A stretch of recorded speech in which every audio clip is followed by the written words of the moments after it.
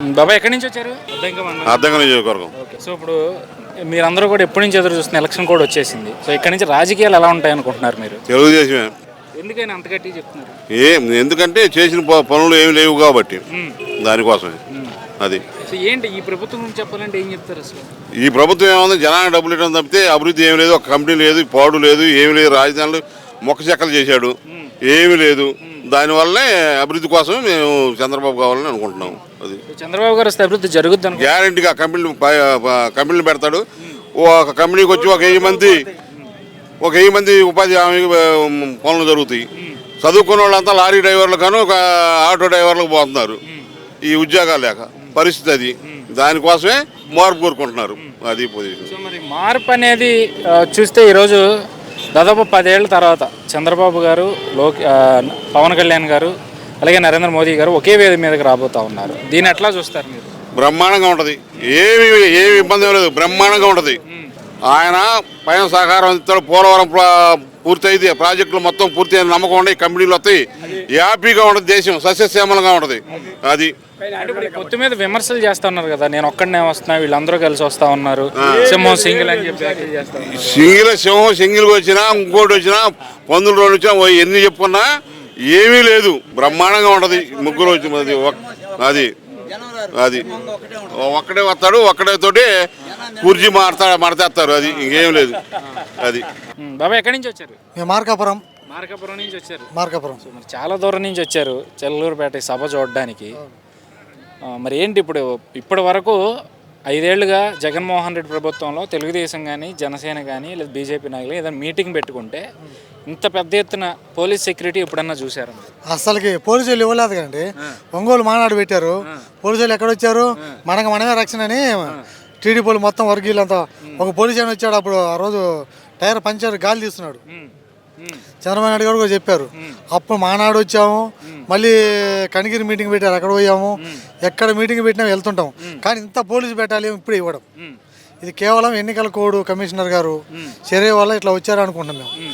లేదా మోడీ గారు, మన ప్రధానమంత్రి గారు చర్య తీసుకోవడం వల్ల ఇలా పోలీసు వాళ్ళు వచ్చి రక్షణ ఇస్తున్నారు అనుకుంటున్నాం మేము.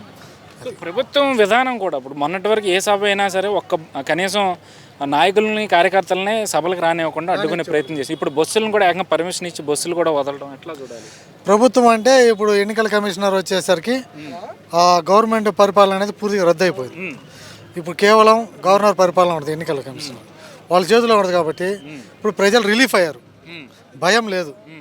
ఎందుకంటే ఇంకా మనం అంతా స్వచ్ఛందంగా ఎక్కడైనా తిరగవచ్చు, ఏమైనా చేయొచ్చు. ఇప్పుడు దాకా జగన్మోహన్ రెడ్డి అన్నకు భయపడి మన మాజీ ముఖ్యమంత్రి, ఇంకా మాజీ కాలేలే ముఖ్యమంత్రి గారు, ఆ ముఖ్యమంత్రికి భయపడి కొంతమంది మనకి రిస్క్ అనే స్థాయిలో ఉన్నారు. ఇప్పుడు అలాంటిది లేదు. మనకి ఇంకేం ఇబ్బంది లేదు, మన పోలీసులు కాపాడతారు అనే భయం ఉంది. ఇంతకుముందు పోలీసులు వాళ్ళ మాటలు వినేవాళ్ళు, ఇప్పుడు ఎవరి మాటలు వినరు. కాబట్టి నువ్వు చంద్రబాబు నాయుడు మాట వినరు, జగన్మోహన్ రెడ్డి మాట వినరు. ఓన్లీ ఎన్నికల కమిషనర్ మాట ఏ మాట చెబితే అదే ఫాలో అవుతారు. మరి ఇప్పుడు ఎలక్షన్ కోడ్ కూడా వచ్చేసింది. ఇక్కడి నుంచి ఎలా ఉండబోతుంది అనుకుంటున్నారు రాజకీయం అనేది? చాలా బాగుంటుంది. అభివృద్ధి దిశగా మారుతుంది. స్వచ్ఛందంగా ఉంటారు. ప్రజల్లో మార్పు వస్తుంది. ఎవరు కావాలో వాళ్ళని ఎన్నుకోవాలని ఖచ్చితంగా నిర్ణయించుకున్నారు. ఆల్రెడీ ఫిక్స్ అయిపోయారు ప్రజలు. కొంచెం టైం కోసం వెయిట్ చేస్తున్నారు. ఎప్పుడెప్పుడు వస్తుందని చూస్తున్నారు. కంపల్సరీ వచ్చినప్పుడు ఎవరి మనసులో ఏముందో వాళ్ళకి ఓటేస్తారు. మనం అయితే తెలుగుదేశానికి వేస్తాం. అది ఇప్పుడు 5 ఏళ్ళుగా జగన్మోహన్ రెడ్డి పరిపాలన గురించి చెప్పమంటే ఏం చెప్తారు? ఏది అభివృద్ధి లేదండి. పిల్లలంతా చదువుకుని ఊరికి రోడ్ల మీద తిరుగుతున్నారు. ఇంకా ఏం రోడ్డు మీద చేస్తున్నారంటే గంజాయి తాగుతామంటారు. వాళ్ళు ఆపేవాళ్ళు ఎవరు లేరు, అరికట్టేవాళ్ళు లేరు. దానివల్ల నష్టమే.